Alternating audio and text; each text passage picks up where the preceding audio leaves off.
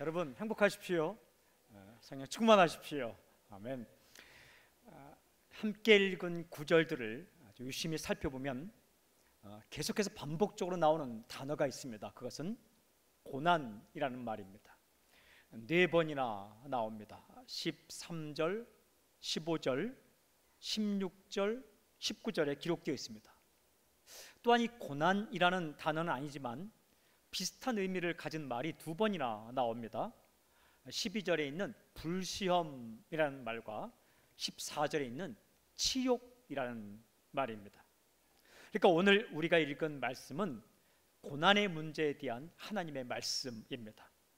특히 한 가지에 집중해서 말씀하고 있습니다. 그것은 고난을 이기는 법입니다. 고난을 이긴다 라고 표현하지만 어떻게 고난과 싸워서 이길 수 있겠습니까? 고난을 잘 견뎌내는 법, 혹은 고난 중에 잘 살아내는 법, 이런 의미입니다. 오늘 메시지의 핵심이며 제목입니다. 고난을 이기는 법. 고난은 견디기 어렵습니다. 힘듭니다. 쉬운 게 아닙니다. 그러나 이길 수 있습니다. 오늘 주님께서 힘 주셔서 여러분들이 고난을 이겨낼 수 있는 놀라운 역사의 길을 주님을 선포합니다. 고난을 이기는 법은 무엇일까? 말씀의 순서를 따라서 오늘 메시지를 선포하겠습니다. 첫째는 이상히 여기지 말고 즐거워하라 입니다. 12절 13절 함께 읽겠습니다. 12절 13절 시작. 사랑하는 자들아, 너희를 연단하려고 오는 불시험을 이상한 일을 당하는 것 같이 이상히 여기지 말고 오히려 너희가 그리스도의 고난에 참여하는 것으로 즐거워하라. 이는 그의 영광을 나타내실 때에 너희로 즐거워하고 기뻐하게 하려 함이라. 이렇게 기록되어 있습니다. 이상히 여기지 말고 즐거워하라. 이상하게 여기지 말라고 말씀하십니다. 이런 일은 있을 수 없는 일이야, 이건 현실이 아니야 라고 말하지 말라는 말씀이죠. 있을 수 있다 라고 생각하십시오. 어려움이 올 때는 먼저 있을 수 있다, 이상한 일이 아니다 라고 생각하십시오. 아니, 예수님께서 함께 하시는데 왜 이런 일이 있을 수 있을까? 라고 생각이 들 수도 있습니다. 그런 생각하지 말라는 말씀입니다. 어떻게? 즐거워하라고 말씀하십니다. 이게 쉬운 일입니까? 절대 쉬운 일 아닙니다. 그렇다면 고난이 올 때 왜 즐거워해야 하는가? 12절 13절 방금 읽은 말씀을 잘 읽어오면 이 두 가지 중요한 구절이 나옵니다. 첫 번째 구절은 12절에 기록된 너희를 연단하려고 오는 불시험, 이렇게 되어 있습니다. 연단하려고 오는 불시험이다. 고난은 목적이 아닙니다. 고난은 과정입니다. 그 목적은 무엇인가? 연단이라고 말씀합니다. 연단이란 광석에서 불순물을 제거하고 금이나 은 같은 순수한 물질을 밝혀내기 위한, 찾아내기 위한 과정이죠. 왜 고난을 주시는가? 사람 만들기 위해서 주신다는 겁니다. 왜 고난이 오는가? 진짜 제자 만들기 위해서 온다라는 거예요. 그게 과정이라는 거죠. 고난이 오더라도 이상히 여기지 말라. 왜? 그 결과는 내가 진짜 크리스찬이 되고 진정한 예수님의 제자가 되고 하나님 보시기에 괜찮은 사람이 될 것이다. 또 하나, 두 번째 13절에 기록된 그리스도의 고난에 참여라는 구절이 있습니다. 여러분, 예수님께서 고난을 당하셨습니다. 저는 어제 시간을 내어서 하루 종일 창세기부터 요한계시록까지 이제 책을 쓰는, 또 이 교정 보는 일이 있어서 다시 한번 쭉 새벽부터 읽고 양평 아우니치 갔다 온 시간을 빼놓고는 오늘 한 새벽 1시 반까지 이렇게 읽었어요. 그런데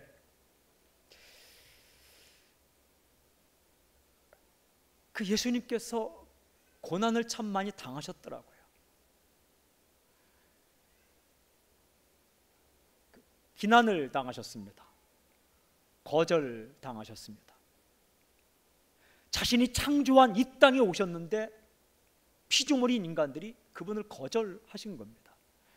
거절한 겁니다. 배신을 당하셨습니다. 욕을 들으셨습니다. 조롱과 비웃음도 당하셨습니다. 채찍도 맞으셨습니다. 고난을 당한다는 것은 그러니까 예수님의 뒤를 따라가는 것입니다. 오늘 말씀에 그리스도의 고난에 참여하는 것이기 때문에 기뻐하라고 말씀하세요. 이 예수님의 제자 훈련 코스에 고난 코스가 있다는 겁니다. 저는 1:1 제자 양육도 오래 하고 또 양육반도 맡아봤습니다. 또한 제자 훈련, 사역자 훈련도 한 5년 동안 하게 되었습니다. 그런데 그 많은 커리큘럼 가운데, 그 과정 가운데 넣을 수 없는 게 있어요. 그게 바로 고난 코스입니다. 이거는요 어떻게 할 수가 없어요. 교실에서 할 수 없는 겁니다. 고난을 당해보라고 때릴 수도 없고 사람들을 모아놓고 욕을 할 수도 없고, 이것은 살면서 거치는 제자훈련 코스입니다. 1:1 양육 코스예요. DTS 코스예요. 그런데 이게 교실에서 이루어질 수 없다는 겁니다.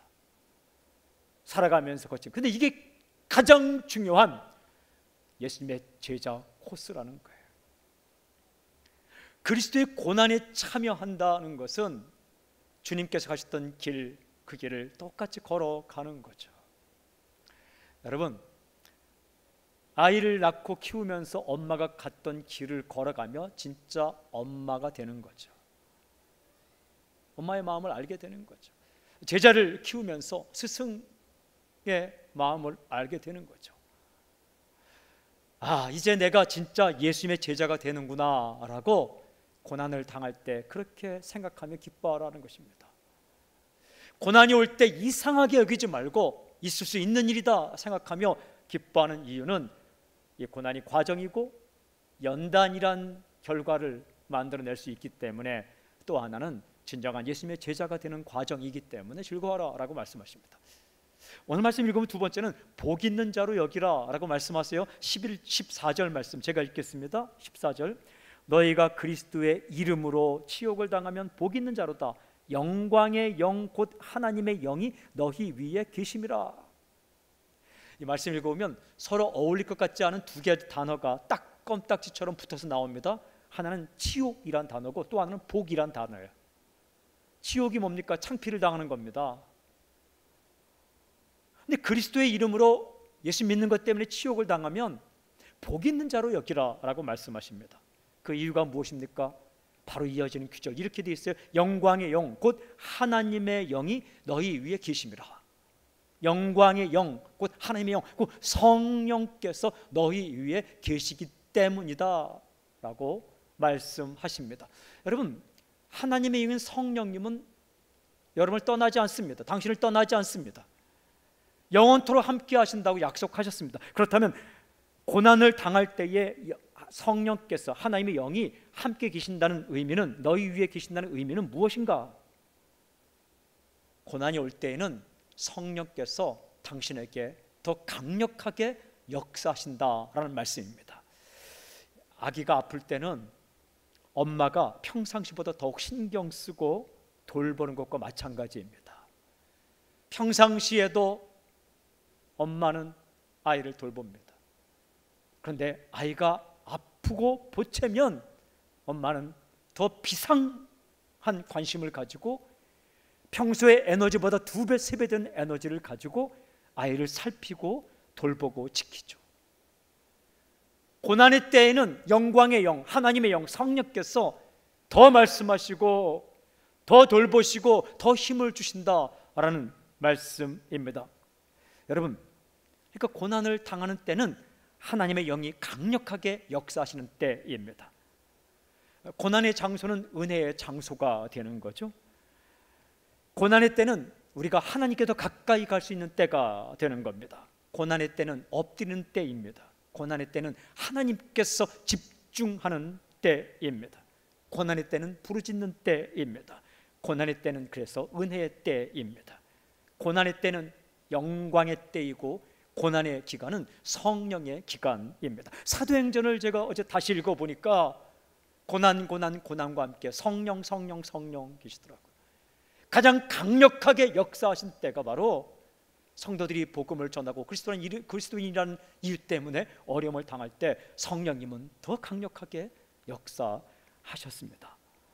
그러니까 고난을 받을 때는 성령께서, 하나님의 영, 그 영광의 영께서 내게 더 강력하게 역사하시는 때라는 사실 때문에 복을 받았구나, 복 있는 자라고 여기라라고 말씀하십니다. 나는 실패자요 라고 생각하는 것이 아니라 내가 복이 있구나, 하나님의 은혜가 임하겠구나 라고 생각하십시오.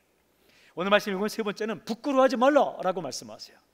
부끄러워하지 말라. 15절부터 18절 우리 함께 읽겠습니다. 15절부터 18절 함께 시작. 너희 중에 누구든지 살인이나 도둑질이나 악행이나 남의 일을 간섭하는 자로 고난을 받지 말려니와 만일 그리스도인으로 고난을 받으면 부끄러워하지 말고 도리어 그 이름으로 하나님께 영광을 돌리라. 하나님의 집에서 심판을 시작할 때가 되었나니 만일 우리에게 먼저 하면 하나님의 복음을 순종하지 아니하는 자들의 그 마지막은 어떠하며 또 의인이 겨우 구원을 받으면 경건하지 아니한 자와 죄인은 어디에 서리요? 오늘 말씀 읽을 때 중요한 사실 한 가지 꼭 있어요. 그건 뭐냐 하면 여기서 말씀하시는 오늘 고난은요, 우리가 죄를 지어서 당하는 고난이 아니라는 거예요. 보니까 15절에 살인, 도둑질, 악행, 남의 일 간섭하는 것, 이것으로 고난받는 것은 여러분 이건 부끄러워해야 합니다. 그러니까 살인, 도둑질, 악행, 남의 일 쓸데없이 간섭하고 훈수두다가 욕먹는 거, 이런 건요 부끄러운 일이라는 거예요. 여기서 고난을 받아도 부끄러워하지 말라는 건 이런 일은 제외야. 또 한 가지는 17절 18절 보면 어떤 말씀이냐면 우리가 지금 고난을 받지만 예수님을 거부하고 믿지 않는 사람들이 마지막에 받을 고난은 우리가 받는 고난과 비교할 수 없다라고 기록하고 있어요. 이게 무슨 뜻이냐면 예수님을 믿지 않아서 마지막에 고난을 받을 때는 그건 정말 부끄러운 일이라는 겁니다. 이 땅에 살 동안 죄를 지었기 때문에 당하는 고난은 부끄러운 일이고, 이 땅에 살 동안 예수님을 믿지 않아서 앞으로 마지막 날 당하는 고난은 진정 부끄러운 일이다. 그러나 오늘 말씀에는 16절에 이렇게 기록되어 있습니다. 만일 그리스도인으로 고난을 받으면 부끄러워하지 말고, 예수님 믿는 사람이라는 사실 때문에 고난을 받으면 절대 부끄러워하거나 창피하거나 손해본 것처럼 생각하지 말라. 여러분, 예수님 믿었다는 사실 때문에 하고 싶어도 못하는 일이 참 많습니다. 슬쩍슬쩍 넘어가고 싶은데 넘어갈 수 있는 일이 찾아온다고요. 할 수 있는데 도저히 양심상, 신앙 양심상 할 수 없는 일이 찾아온다고요. 그럴 때 불평하지 말라는 겁니다. 한숨 쉬지 말라는 겁니다. 피하지 말고 도망치지 말라는 말씀입니다. 예수님 믿는다는 사실 때문에 손해보는 것처럼 느껴질 때에도 절대 힘들어하지 말라. 너 어떻게 알아? 이어지는 말씀 이렇게 기록되어 있어요. 도리어 그 이름으로 하나님께 영광을 돌리라. 저는 전에 그냥 읽어도 참 그냥 스쳐 지나갔는데 이번에 말씀을 묵상하면서 확 튀어나온 중요한 표현이 여기 있어요. 그것은 그 이름이라는 표현입니다. 그 이름. 누구 이름입니까? 예수 이름입니다. 도리어 그 이름으로 하나님께 영광을 돌리라. 이 말씀 무슨 뜻입니까? 힘들어도 고난받고 있다는 사실을 절대 부끄러워하지 말고 오히려 내가 그 이름, 예수 이름을 가졌다는 사실 때문에 하나님께 영광을 돌리라. 하나님을 찬양하라 라는 말씀이에요. 예수 이름을 내가 알게 되었고, 예수 이름을 내가 믿게 되었고, 예수 그 이름을 내가 가졌다는 이 한 가지 사실 때문에 하나님을 찬양하라 라고 말씀하십니다. 예수님 믿는다는 사실 때문에 남들처럼 마음대로 어떤 방법을 쓰지 못할 때에 여러분, 내가 진짜 예수 이름을 가졌구나 라는 사실 때문에 하나님을 찬양하십시오. 제 찬송가 중에 참 좋아하는 찬송가가 있습니다. 슬픈 마음 있는 사람 예수 이름 믿으면 영원토록 변함없는 기쁜 마음 얻으리. 철야기도 할 때에 밤새도록 이 찬양을 불렀던 기억이 납니다. 이게 예전에 91장이에요. 이번에 설교를 원고를 쓰면서 찬송가가 장수가 다 바뀌었잖아요. 새로 편집하면서 몇 장으로 바뀌었을까 찾아보는데 91장인 거예요. 다른 찬송은 다 이렇게 장수가 바뀌어서 혼동이 되는데 이거는 예전에도 91장, 이번에도 91장. 제 입에서 할렐루야. 그래서 이 한 가지 사실도 굉장히 좋더라고요. 그런데 1절부터 4절까지 보면 계속 반복되는 후렴은 이렇게 돼 있어요. 예수의 이름은 세상의 소망이요 예수의 이름은 천국의 기쁨일세. 아멘. 그렇습니다. 예수의 이름은 세상의 소망입니다. 예수의 이름은 천국의 기쁨입니다. 그 이름은 어떤 것과도 비교할 수 없습니다. 어떤 것과도 바꿀 수가 없습니다. 어떤 이름도 어떤 것도 예수 이름보다 중요하지 않습니다. 그 예수 이름을 가졌다는 사실 때문에 찬양하십시오. 주님 믿는다는 사실 때문에 조금 손해보는 것처럼 느끼지 말고 내가 이런 문제를 예수 믿는다는 사실 때문에 내가 고민하고 있다. 이 방법을 쓰고 싶은데 믿는 것 때문에 고민하고 할까 말까 고민하는 이 모습 보면서 내가 예수 이름을 가졌구나. 그 이름 예수, 그 이름 예수님의 이름으로 인하여 하나님을 찬양하십시오. 오늘 말씀 읽어보면 네 번째는 선을 행하는 것을 포기하지 말라. 선을 행하는 것을 포기하지 말라. 19절 우리 함께 읽겠습니다. 19절 시작. 그러므로 하나님의 뜻대로 고난을 받는 자들은 또한 선을 행하는 가운데에 그 영혼을 미쁘신 창조주께 의탁할지어다. 눈에 띄는 구절이 있어요. 선을 행하는 가운데에 라는 표현이 무슨 말입니까? 선을 행하는 것을 포기하지 말라. 사람은요, 어려움이 오면 막 살고 싶은 마음이 생겨요. 안 돼요. 그러면 안 됩니다. 어려움이 올 때일수록 올바르게 살아야 합니다. 빠른 길이 바른 길이 아닙니다.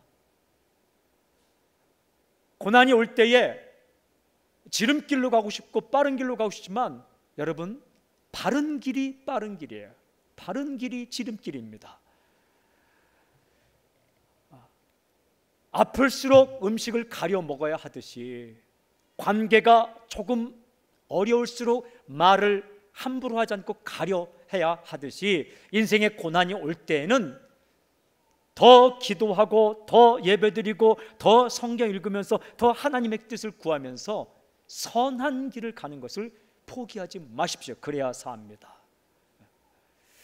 여러분, 어려움 올 때는 더 열심히 기도하십시오. 그리고 더 열심히 예배의 자리에 나오십시오.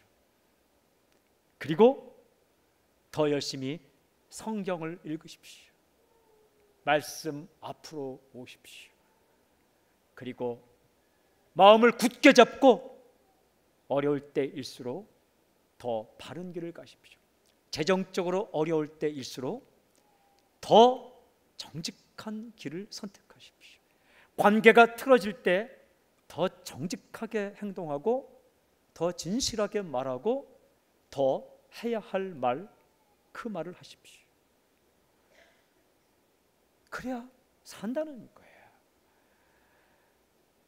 이 말씀들을 묵상하다가 제가 마지막 5번째 부분을 묵상하게 되는데 제게 큰 감동이 돼요. 5번째는 하나님을 신뢰하라. 읽었던 19절 말씀을 제가 다시 한번 읽겠습니다. 그러므로 하나님의 뜻대로 고난을 받는 자들은 또한 선을 행하는 가운데 그 영혼을 미쁘신 창조주께 의탁할지어다. 고난당할 때에 고난을 이기는 법 가운데 가장 중요한 것이 19절 마지막 부분에 있습니다. 이렇게 기록되어 있어요. 그 영혼을 미쁘신 창조주께 의탁할지어다. 미쁘신 하나님, 미쁘다는 건 믿음직스럽다, 믿을만하다, 이랬다 저랬다 하지 않는다, 변덕 부리지 않는다, 이런 뜻입니다. 변함없으신 하나님, 약속을 지키신 하나님, 신실하신 하나님, 이랬다 저랬다 하지 않는 하나님, 그 하나님께 의탁할지어다. 그분은 누구입니까? 창조주이십니다. 제가 어제 창세기를 다시 새벽에 또 읽게 되었는데 하나님은 모든 걸 창조하셨어요. 하나님이 주인이세요. 알고 계세요. 섭리자이십니다. 운행하고 계십니다. 죽이고 살리고 낮추고 높이고 가난하게 하고 부하게 하고 천국에 올리고 지옥에 내리는 모든 권세를 가진 창조주, 섭리자, 그분은 신실하신 분인데 그 하나님을 신뢰하라, 의탁하라 라고 말씀하세요. 제가요 이 말씀을 묵상하고 기도하고 묵상하고 기도하는데 이 말씀을 생각나게 해주셨어요. 마태복음 10장에 있는 말씀인데 예수님께서 제자들을 전도대로 파송하시면서 하신 말씀이에요. 10장 29절 31절, 마태복음 10장 29절 31절. 참새 2마리가 한 아사리온에 팔리지 않느냐? 그러나 너희 아버지께서 허락하지 아니하시면, 너희 아버지께서 허락하지 아니하시면 그 하나도 땅에 떨어지지 아니하리라. 너희에게는 머리털까지 다 세신 바 되었나니 두려워하지 말라. 너희는 많은 참새보다 귀하니라. 제가 기가 막힌 사실을 어제 다시 깨달았어요. 나는 참새보다 귀하구나. 어쨌든 근데 이 한 아사리온은 오늘날 돈으로 한 사람은 한 5천 원 됩니다. 10년 전까지는 3천 원이었는데 요즘 한 5천 원 계산하면 5천 원에 2마리니까 한 마리 2,500원 정도 됩니다. 그러니까 요즘 말하면 기본 김밥 한 줄 값 정도 되는 거죠.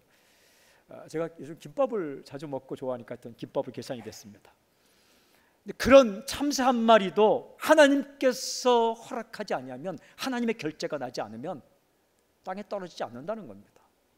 시장에서 팔리지 않는다는 겁니다. 땅에 내려앉고 날아오르는 것도 하나님이 허락하지 않으면 그런 일이 일어날 수 없다는 겁니다. 그러면서 하나님은 당신의 머리카락까지 세시고 계시다라고 말씀하십니다. 마무리는 너희는 많은 참새보다 귀하니라. 2,500원에 팔리는 그 참새 한 마리가 날아오르고 내려앉고 땅에 떨어지는 것, 시장에서 이름 모를 그 사람에게 팔리는 것까지도 하나님이 알고 계시고 머리카락까지 세신 하나님께서 그 알고 계시며 보고 계시며 그리고 허락해야만 이런 일이 일어나는데 너희 인생을 하나님이 지키지 않겠느냐라고 말씀하셨습니다. 여러분, 하나님은 당신을 아십니다.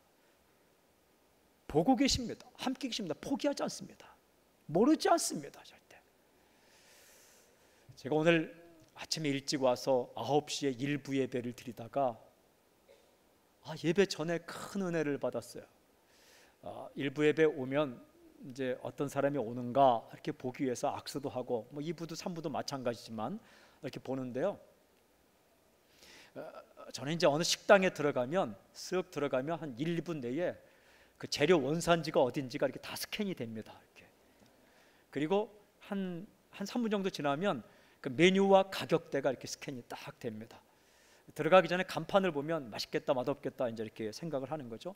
그래서 그게 습성이 돼서 이제 전철을 타더라도 누가 앉았는가 다 훑어봅니다. 그래서 조금 한 1시간 뒤에 만나면 이게 몇 호선을 탄 사람 이렇게 이제 알아보죠. 제가 그게 습성인지 이렇게 오면 성도님들 다 이렇게 훑어보는 게 아니라 이렇게 보게 됩니다.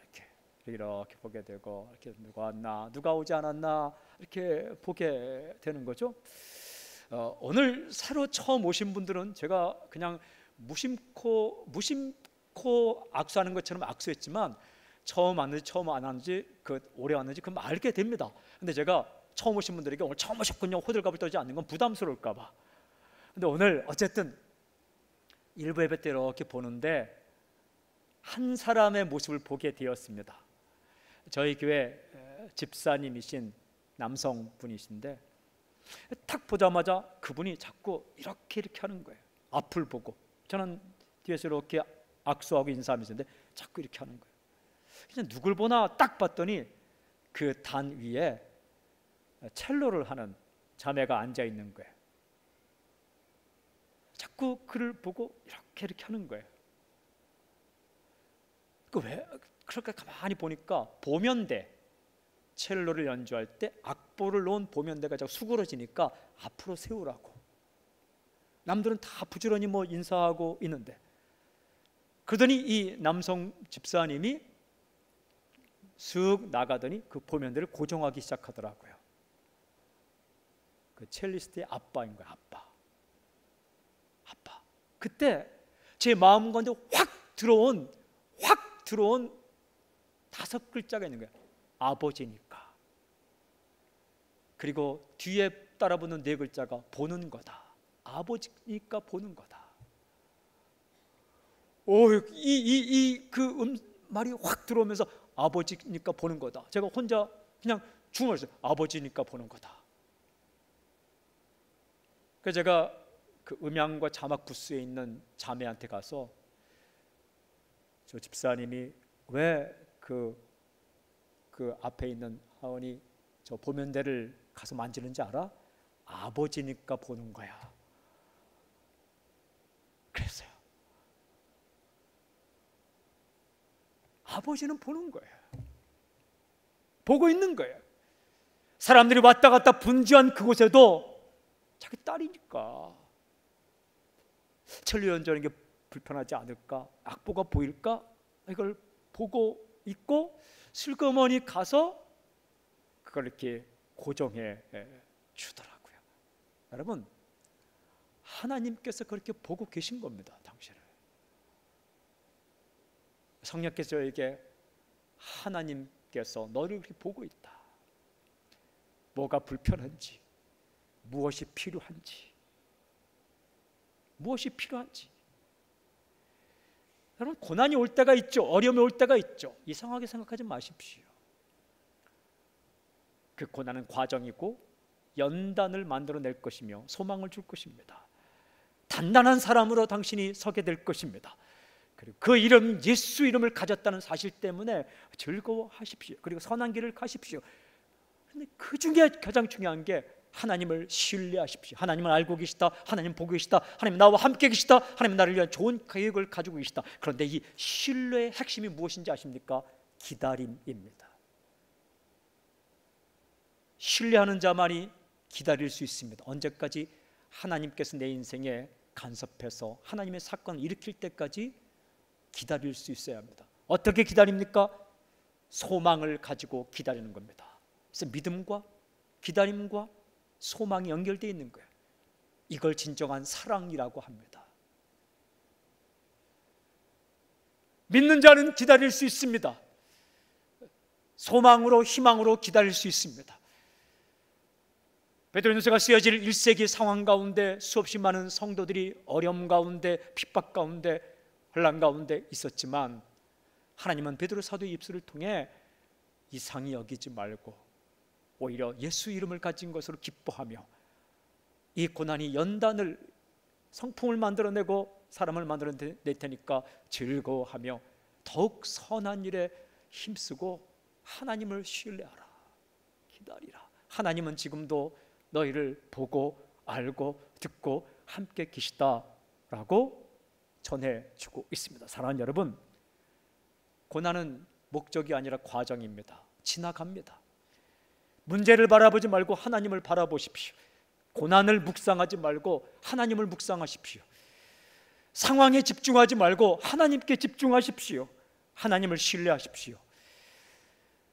절대 어떤 일에도 낙심하지 마십시오. 어려울수록 더욱 선한 길을 선택하시고 어려울 때일수록 성령께서 더욱 강력하게 역사하는 때이니 더 기도하고 더 찬양하고 더 말씀 읽고 더 꿋꿋하게 헤쳐나감으로 고난을 이겨내십시오.